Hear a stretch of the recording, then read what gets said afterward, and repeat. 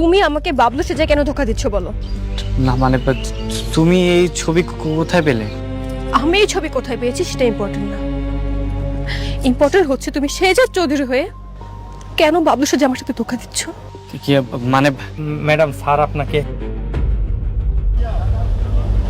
আপনি বলুন। সত্যি বলতে আমি তোমাকে অনেক ভালোবাসি। মানে প্রথম যেদিন দেখেছি ওই দিনই তোমার প্রেমে পড়ে গেছি।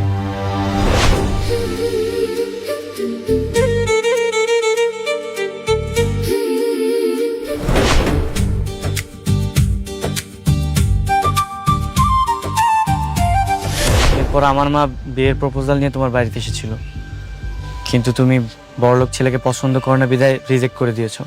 আর তার জন্য আমি চাওয়ালা সেজে। বাস, অনেক শুনেছি, আমি আর কিছু শুনতে চাই না। ভাগ্যিস আমি বিয়ের আগে সবকিছু জানতে পেরেছি। আপনারা এখন আসতে পারেন। আসতে পারেন মানে? মানে আমি এই বিয়ে করছি না। আপনি আমাকে ধোকা দিয়েছেন, আমি এই বিয়ে করবো না। আপনারা আসতে পারেন। দেখো ফাতেমা, ধোকা তো তখন হতো যদি আমার উদ্দেশ্য খারাপ থাকতো।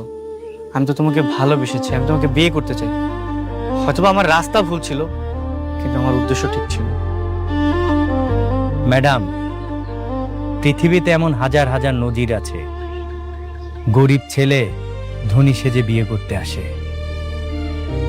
কিন্তু পৃথিবীতে এমন নজির খুবই বিরল যে ধনী ছেলে গরিব সেজে বিয়ে করতে আসে।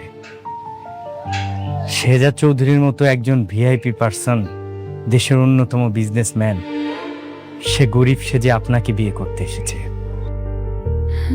শোনো ফাতেমা, আমি সত্যি তোমাকে অনেক ভালোবাসি।